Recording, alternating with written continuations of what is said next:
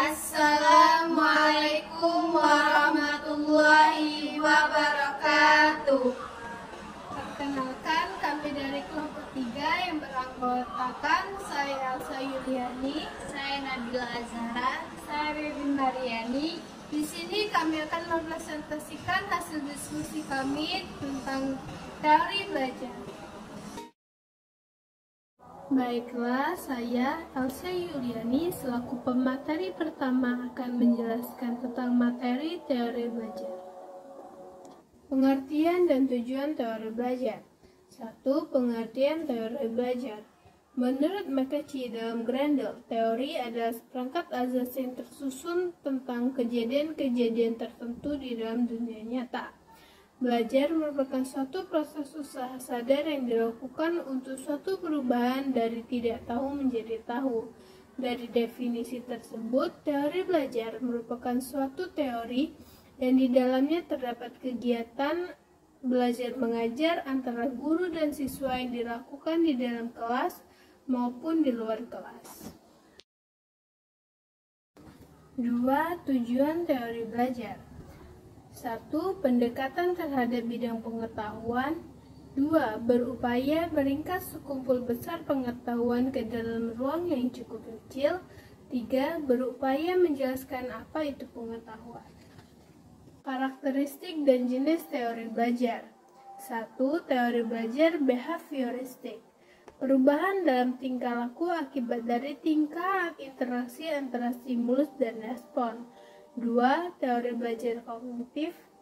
Belajar tidak sekedar hanya melibatkan hubungan antara stimulus dan respon. 3. Teori belajar humanistik. Proses belajar harus berhulu dan bermuara pada manusia itu sendiri. Teori belajar menurut para ahli. 1. Menurut Wetzel, pelopor yang datang sesudah Thorndike. Stimulus dan respon harus berbentuk tingkah laku yang bisa diamati atau observable. Kedua, menurut John Pease, proses belajar terdiri dari 3 tahapan, yakni asimilasi, akomodasi, dan ekuilibrasi atau penyeimbangan. Ketiga, menurut Bloom Caldwell, menunjukkan apa yang dikuasai oleh murid, yaitu kognitif, psikomotor, dan afektif. 4. Menurut Jerome Bruner, mengungkapkan bahwa belajar merupakan bagaimana orang tersebut memilih, mempertahankan, dan mentransformasi informasi dengan cara yang lebih aktif. Kelima, menurut Pavlov, belajar merupakan sebuah proses perubahan yang terjadi disebabkan adanya syarat-syarat atau condition yang dapat berbentuk latihan yang dilakukan secara terus-menerus sehingga menimbulkan reaksi. Teori belajar behavioristik, kognitif, dan humanistik. 1. Teori belajar behavioristik. Pandangan tentang belajar menurut aliran tingkah laku tidak lain adalah perubahan dalam tingkah sebagai akibat dari tingkah interaksi antara stimulus dan respon.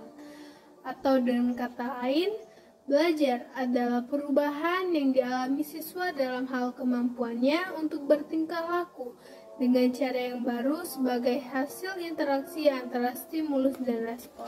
Baiklah, materi berikutnya akan disampaikan oleh rekan saya, yaitu Nabila Azhara. Assalamualaikum warahmatullahi wabarakatuh. Baiklah, saya Nabila Azhara akan menyampaikan materi selanjutnya. 2. Teori belajar kognitif. Bagi penganut aliran ini, belajar tidak sekedar melibatkan hubungan antara stimulus dan respons, namun lebih dari itu, belajar melibatkan proses berpikir yang sangat kompleks. Teori ini sangat erat hubungan dengan teori simbernetik. Teori belajar kognitif merupakan suatu teori belajar yang lebih mementingkan proses belajar daripada hasil belajar itu sendiri. 3. Teori belajar humanistik. Bagi penganut teori humanistik, proses belajar harus berhulu dan bermuara pada manusia itu sendiri. Dari kecepatan teori belajar teori humanistik inilah yang paling abstrak, yang paling mendekati dunia filsafat daripada dunia pendidikan. Meskipun teori ini sangat menekankan pentingnya isi dari proses belajar, dalam kenyataan teori ini lebih banyak bicara tentang pendidikan dan proses belajar dalam bentuknya yang paling ideal. Kognitif terdiri dari 6 tingkatan, yaitu 1. Pengetahuan, 2. Pemahaman, 3. Aplikasi, 4. Sintesis, dan 5. Evaluasi. Psikomotor terdiri dari 5 tingkatan, yaitu 1. Peniruan, 2. Pemahaman, 3. Aplikasi, 4. Analisis, 5. Sintesis, dan 6. Evaluasi. Efektif terdiri dari 5 tingkatan, yaitu pengenalan, 2. Merespons, 3. Penghargaan, 4. Pengorganisasian, dan 5. Pengalaman. Implementasi teori-teori belajar dalam pembelajaran. 1. Implementasi teori belajar behavioristik. Pendidik telah mengajarkan kepada peserta didik secara teliti, tetapi peserta didik belum memahami apa yang sudah diajarkan. 2. Implementasi teori belajar kognitif. Semakin tinggi perkembangan kognitif seseorang akan semakin teratur dan semakin abstrak cara berpikirnya. 3. Implementasi teori belajar konstruktivisme. Dari tanya jawab seorang guru dapat mengetahui seberapa jauh murid mengkonstruksi pengetahuannya. 4. Implementasi teori belajar humanistik. Penerapan dalam pembelajaran. Berikan reward kepada siswa, beri kesempatan mengembangkan diri, hindari tekanan dalam bentuk lingkungan belajar, fasilitas sumber belajar yang beragam.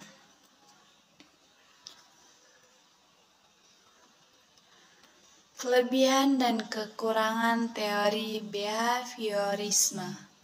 Kelebihannya: 1. Membiasakan guru untuk bersikap jeli dan peka terhadap situasi dan kondisi belajar. Metode behavioristik ini sangat cocok untuk memperoleh kemampuan yang membutuhkan praktek dan pembiasaan yang mengandung unsur seperti kecepatan, spontanitas, kelenturan, refleksi, daya tahan, dan sebagainya. 3. Guru tidak banyak memberikan ceramah sehingga murid dibiasakan belajar mandiri. 4. Teori ini cocok diterapkan untuk melatih anak-anak yang masih membutuhkan dominansi peran orang dewasa. Sekian materi yang saya sampaikan, dan materi selanjutnya akan disampaikan oleh Bibi Mariani. Oke, baiklah, saya Baby Mariani akan menjelaskan kelebihan dan kekurangan dari teori-teori tersebut. Yang pertama ada kelebihan dan kekurangan teori behaviorisme. Kekurangannya, yang pertama, memandang belajar sebagai kegiatan yang tidak alami langsung. Padahal, belajar adalah kegiatan yang ada dalam sistem saraf manusia yang tidak terlihat kecuali melalui gejalanya. Yang kedua, proses belajar dipandang bersifat otomatis, mekanis, sehingga terkesan seperti mesin atau robot.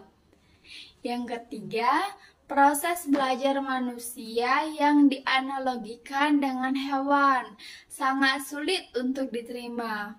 Mengingat ada perbedaan yang cukup mencolok antara hewan dan manusia tersebut. Di sini ada kelebihan dan kekurangan teori kognitivisme.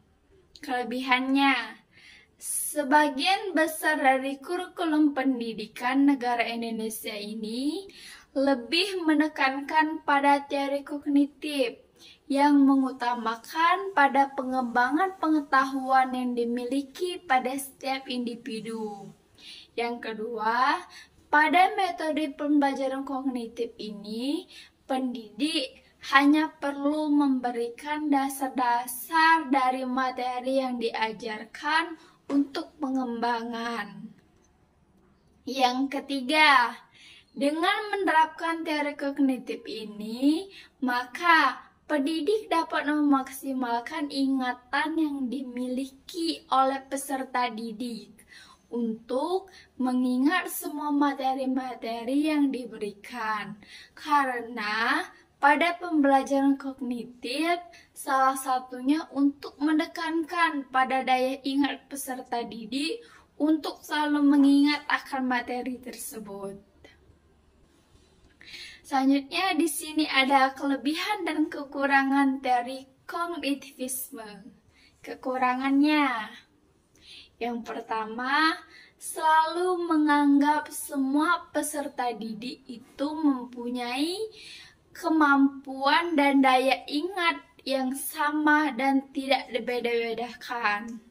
Yang kedua, tidak memperhatikan cara peserta didik dalam mengeksplorasi atau mengembangkan pengetahuan. Selanjutnya, kelebihan dan kekurangan teori konstruktivisme. Kelebihan. Yang pertama, guru bukan satu-satunya sumber belajar. Yang kedua, siswa lebih aktif dan kreatif. Yang ketiga, pembelajaran menjadi lebih bermakna. Yang keempat, pembelajaran memiliki kebebasan dalam belajar. Nah, di situ ada kelebihan, pasti ada kekurangannya, bukan? Kekurangan dari teori ini adalah dalam pendekatan ini, guru atau pendidik berperan membantu agar proses pengonstruksian pengetahuan oleh siswa berjalan dengan lancar.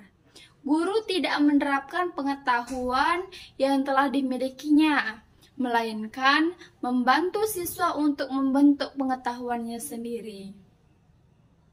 Selanjutnya ada kelebihan dan kekurangan teori humanistik. Kelebihan, tumbuhnya kreativitas peserta didik dengan belajar aktif dan mengenali diri, maka kreativitas sesuai dengan karakternya akan muncul dengan sendirinya. Yang kedua, semakin canggihnya teknologi ternyata mampu membangun motivasi dalam peserta didik untuk belajar semakin maju dalam perkembangan belajarnya. Yang ketiga, tugas guru berkurang dengan peserta didik yang melibatkan dirinya dalam proses belajar itu. Juga akan mengurangi tugas guru karena guru hanya fasilitator peserta.